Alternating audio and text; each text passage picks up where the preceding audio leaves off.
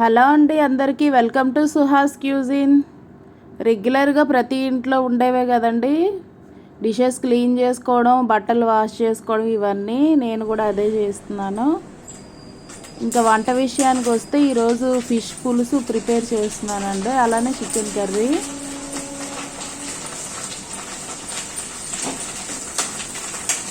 అలానే రసం కూడా చేశానండి.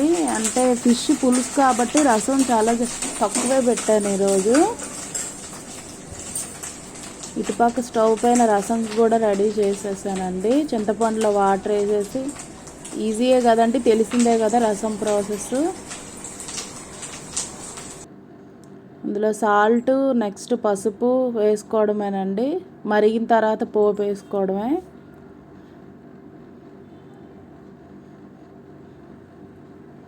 నెక్స్ట్ ఇప్పుడు చికెన్ కర్రీ కోసం ఆనియన్స్ కట్ చేస్తున్నానండి. ఇక్కడ రెడీ అయిపోయండి ఇంకా ఫిష్ పులుసు, అలానే చికెన్ కర్రీ అండి. ఇవి ఆల్రెడీ షేర్ చేశాను కదండి ఛానల్లో. నెక్స్ట్ నేను ఇంకా ఇది చాలా హెల్తీ ఫుడ్ అని చెప్పొచ్చండి. ఇదేంటంటే చాయ్ నువ్వుల పప్పు అండి. ఇది తెల్ల నువ్వులు ఉంటాయి కదా, అవి నల్ల నువ్వులు కాదు. దీంతో నేను ఏంటంటే నువ్వులుండలు చేస్తున్నానండి. నువ్వులుండలు అంటారు, చిమ్మిలి అంటారండి. మరి మీ ఏరియాలో ఏమంటారో నాకు కామెంట్ చేయండి. ఇవి ఇలా చిన్న ఫ్లేమ్ పైన డ్రై రోస్ట్ చేయాలండి. సిమ్లో పెట్టి చేయాలి, మాడిపోతాయి లేదంటే. మరీ రోస్ట్గా అవనవసరం లేదండి, కొంచెం మోడరేట్గా అయితే సరిపోద్ది. ఆ తర్వాత చల్లారిన తర్వాత కొంచెం కోర్సుగా బ్లెండ్ చేసుకోవాలండి. మరీ పౌడర్ లాగా ముద్దలా చేయకూడదు. నెక్స్ట్ ఇది మీకు ఐడియా ఉందండి, మా ఏరియాలో అయితే దీన్ని అమందస్తా అంటాము. మరి మీ ఏరియాలో ఏమంటారో తెలీదు. ఆంధ్రాలో ఉండే వాళ్ళకైతే బాగా ఐడియా ఉంటుందండి అది. నెక్స్ట్ ఇగోండి ఈ విధంగా గ్రైండ్ చేసుకోవాలి. బరకగా ఉండాలండి, మరీ పౌడర్లా చేయకూడదు నువ్వులు. ఇది 1/2 kg నువ్వులకి 350 grams బెల్లం పట్టిందండి నాకు. మీరు తినే స్వీట్నెస్ని బట్టి మీరు వేసుకోండి. ఇందులో ఫస్ట్ నువ్వులు గ్రైండ్ చేసాం కదండి, అవి వేసి తర్వాత ఒక 2 teaspoons పాలు వేయాలండి.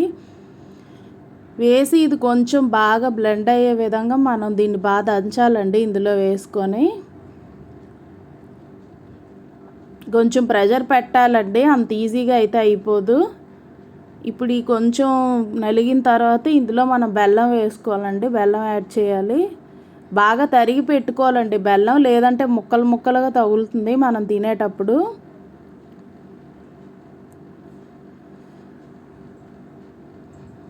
బాగా దంచాలండి, ప్రెషర్ పెట్టాలి, లేదంటే అవి మిక్స్ అవ్వదు సరిగ్గా.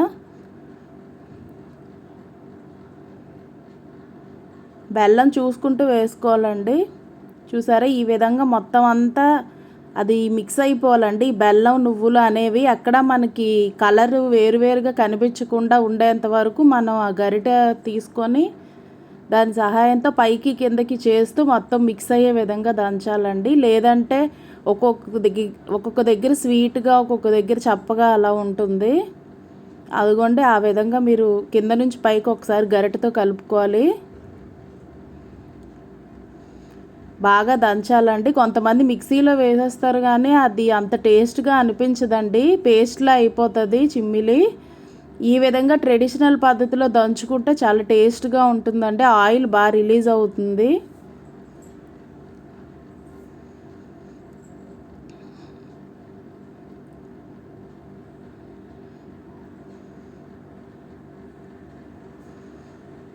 మీకు అందులో రిలీజ్ అయిన ఆయిల్ చూపించడం కోసం నేను ట్రై చేస్తున్నానండి.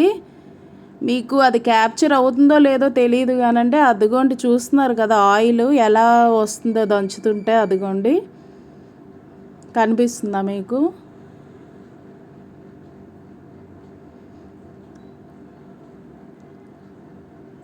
చూసారా, చాలా టేస్ట్. ఇప్పుడు మనం దంచక ముందుకి దంచిన తర్వాత ఈ ఆయిల్ రిలీజ్ అయ్యాక చాలా టేస్ట్ వస్తుందండి దీనికి. చూస్తున్నారు కదా నేను నా చేతికి ఎంత ఆయిల్ ఉందో, నేను అది చుట్టుకుంటూ ఉంటే. మనం ఇలా పిండితో ఒక గ్లాసులో ఒక ఆయిల్ కలెక్ట్ చేయొచ్చండి, అంత బాగా వస్తుంది ఆయిల్ అనేది దాని నుంచి. ఈ విధంగా నాకు హాఫ్ కేజీకి ఇన్ని ఉండలు అయితే నాకు రెడీ అయ్యాయండి. అదిగోండి చూసారు ఆయిల్ ఎలా కలెక్ట్ అయ్యిందో డౌన్లోకి.